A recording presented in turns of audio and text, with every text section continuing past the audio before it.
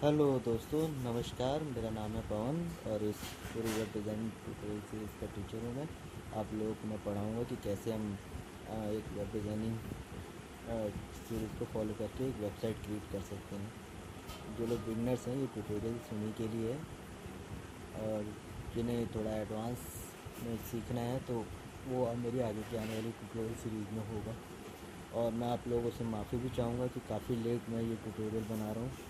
लगभग 1 साल हो गए हैं, क्योंकि कुछ पर्सनल प्रॉब्लम हो गई थी, इस वजह से मैं कंटिन्यू नहीं कर पाया। तो उम्मीद करता हूँ आप लोग मुझे माफ़ करेंगे और इस ट्यूटोरियल सीरीज़ को फॉलो करेंगे। तो आज हम जो लैंग्वेज पढ़ेंगे वो है HTML। HTML को आप ऐसे समझ सकते हैं जैसे कि एक बुनियादी ढांचा, एक बेसिक लैंग्वेज।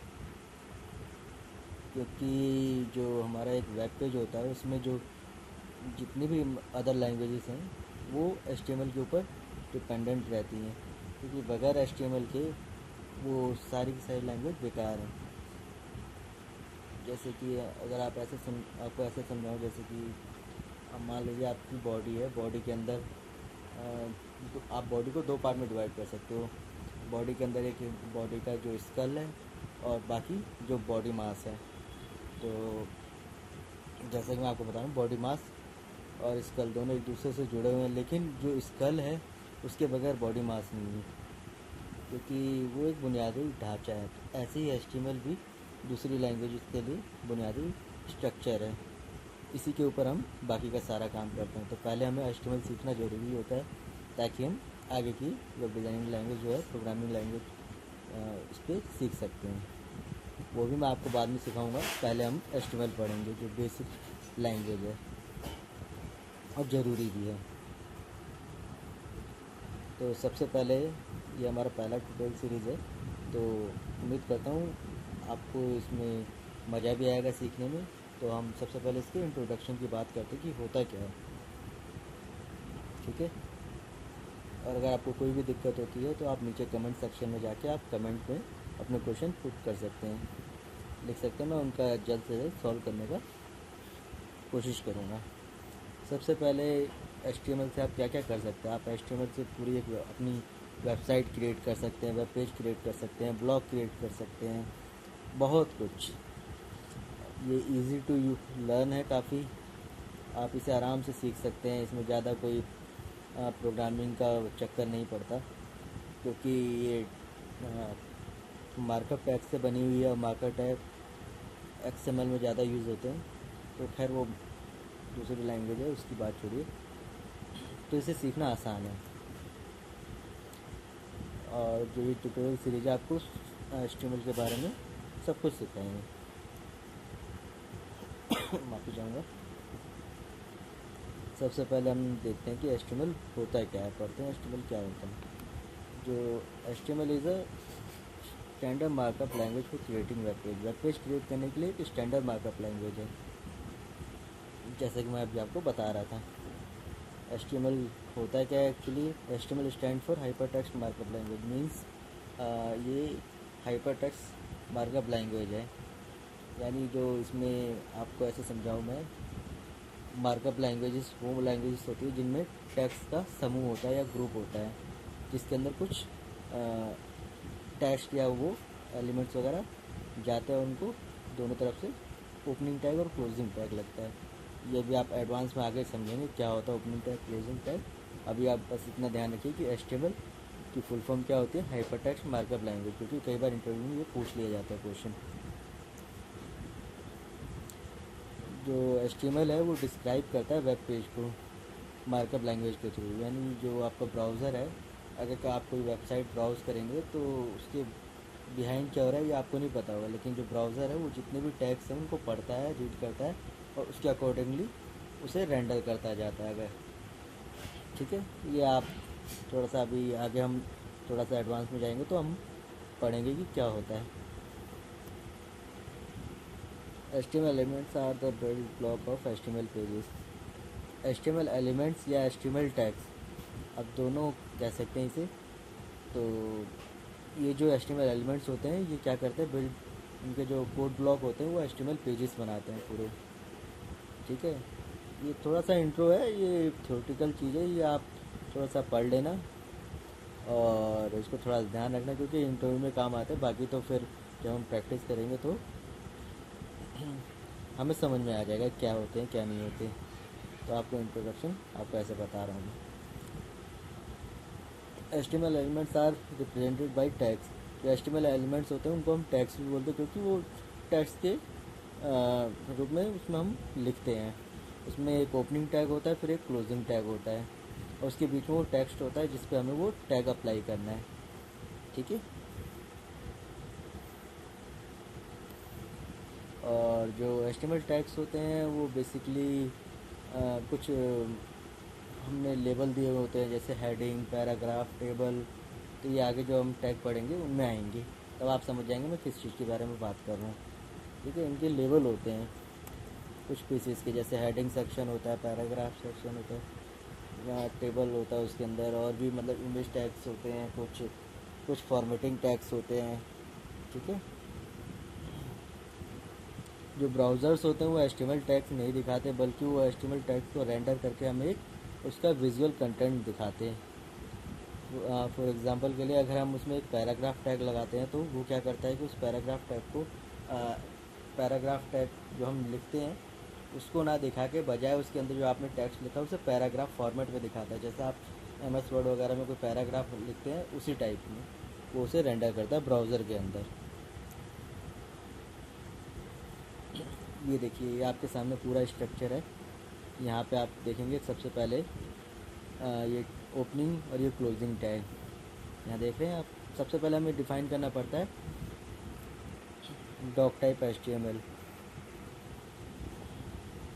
तो इसके बारे में अभी आपको बताता हूँ। ये बेसिकली एक बेसिक स्ट्रक्चर है कि कैसे हम एक HTML पेज क्रिएट करते हैं।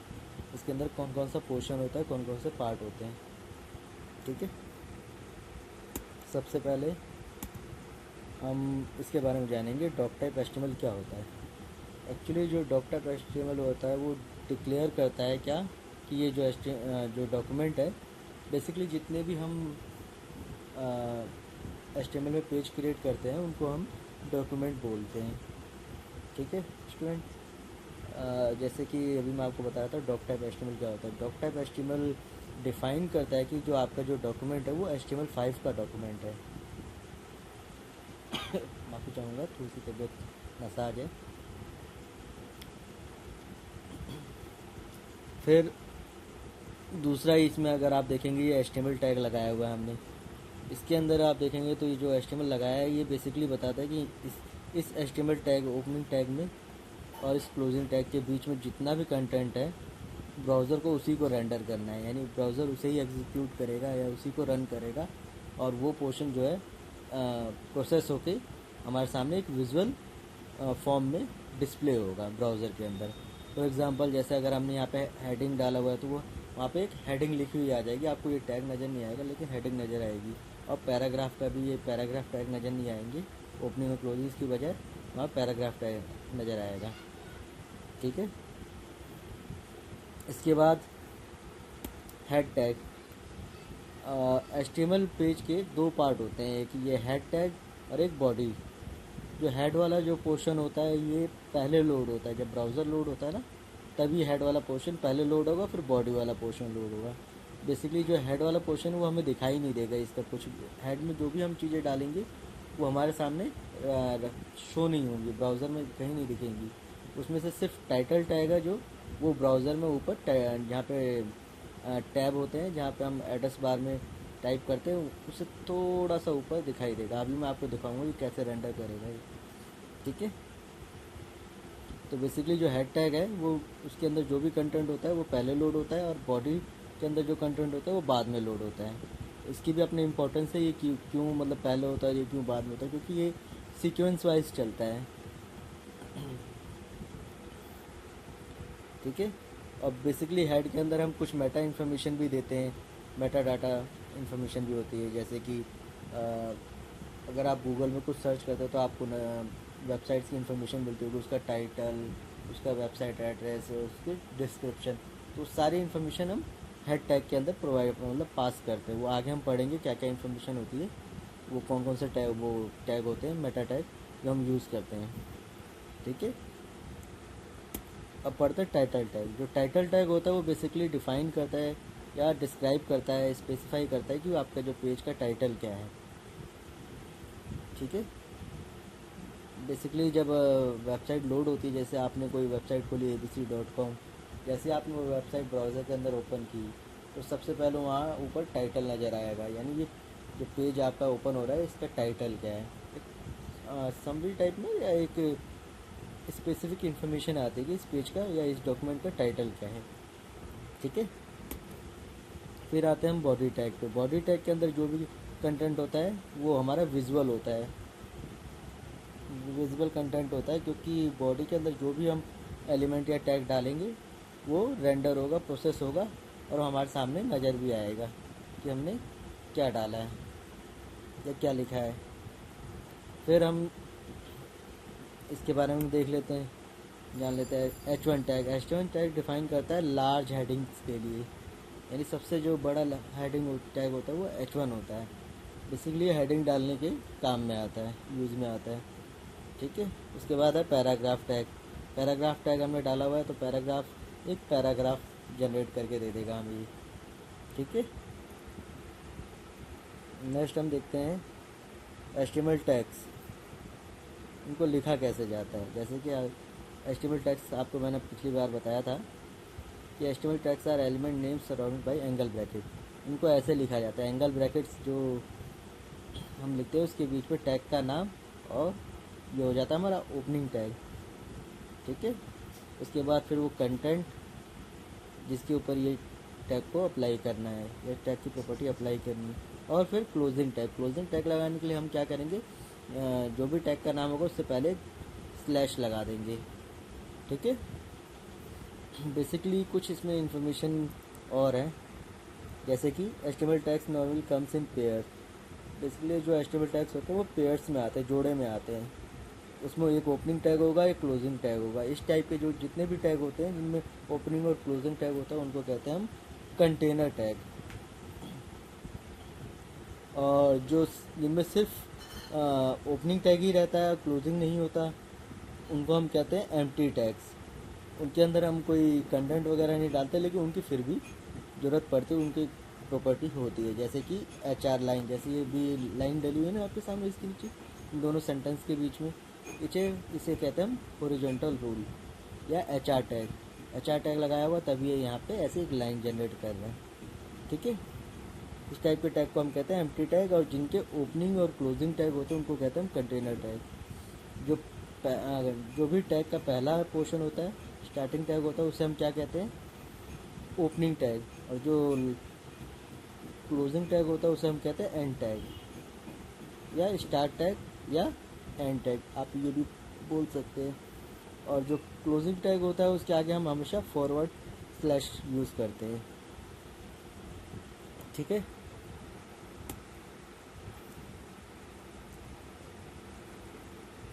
ये देखिए web browser. Basically web browser क्या होते हैं, जो हमारे HTML पेज को रेंडर करते हैं, हमारे विजुअल फॉर्म में शो करते हैं। जैसे कि आपके सामने ब्राउज़र है, ये अभी मैंने क्रोम ब्राउज़र में वो जो अभी हमने कोड लिखा था उसका डेमो देख रहे हैं हम। The purpose of web browser is to read HTML document and display them. Basically जो पर्पज़ होता है वेब ब्राउज़र का वो क्या होता है कि जो भी हमने HTML कोड लिखा हुआ है उसे रीड करे ब्राउज़र और उसको रेंडर करे या हमें डिस्प्ले करके दिखाए कि वो किस फॉर्म में विजुअल रूप में कैसा दिखेगा। ठीक है। ब्राउज़र में भी हम कई तरह के ब्राउज़र यूज़ करते हैं। मोस्टली जो सबसे ज़्यादा यूज़ होने वाला ब्राउज़र था एक टाइम पे इंटरनेट एक्सप्लोरर, बाद में लोग ये गूगल क्रोम आ गया गूगल की तरफ से, तो लोग ज़्यादातर गूगल क्रोम की तरफ चले गए। तो गूगल क्रोम आज के टाइम पे काफ़ी अच्छा ब्राउज़र है, आप यूज़ करेंगे, उसमें काफ़ी सारी चीज़ें हैं और काफ़ी इजी टू यूज़ है। ठीक है।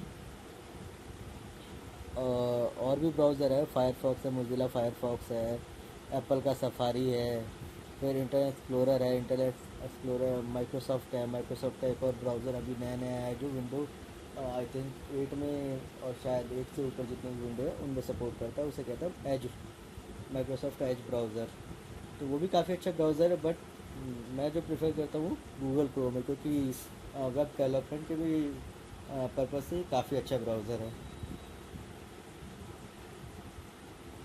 बेसिकली आप देखेंगे यहाँ पे मैंने एक नोट लिखा हुआ है कि ब्राउज़र जो होते हैं वो एचटीएमएल टैग डिस्प्ले नहीं करते, बजाय इसके वो क्या करते हैं, जो एचटीएमएल टैग है उनको प्रोसेस करके उसका जो विजुअल फॉर्म है वो हमें डिस्प्ले कराते हैं। ठीक है, ब्राउज़र बेसिकली ये डिसीजन लेता है कि जो टैग लिखे हैं उसको कैसे डिस्प्ले कराना है। ठीक है, अब हम थोड़ा सा पेज स्ट्रक्चर के बारे में देख लेते हैं क्या होता है। अब ये देखिए, जो हमने कोड लिखा था इसका पेज स्ट्रक्चर है। अगर आप देखेंगे सबसे पहले हमारा HTML टैग। ठीक है, ये बेसिकली इस डॉक्यूमेंट को बताता है कि ये जो डॉक्यूमेंट है इसके अंदर ये HTML कोडिंग कहाँ से स्टार्ट हो रही है, कहाँ बंद हो रही है, इसके बीच में जितना भी कोड है उसी को प्रोसेस करना है। ठीक है, इसके अंदर भी हमारे दो पोर्शन होते हैं, एक हेड पोर्शन और एक बॉडी पोर्शन।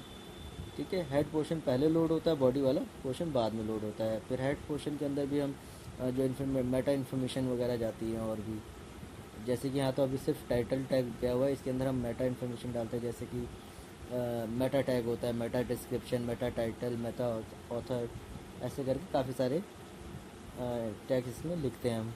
फिर एक है हमारा बॉडी टैग। बॉडी टैग के अंदर हम जितना भी मतलब हमें शो कराना है ब्राउज़र में या वेब पेज में जो भी कंटेंट हमें शो कराना है हम बॉडी के अंदर लिखते हैं। ठीक है,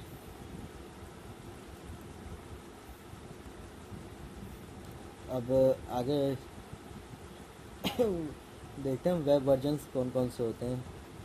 बेसिकली जो वेब वर्जन्स हैं अभी तक जितने भी आए हैं वो आपके सामने हैं। 1991 में HTML आया, फर्स्ट टाइम HTML 1991 में आया। फिर उसका जो सेकंड वर्जन है वो 1995 में रिवाइज होके आया।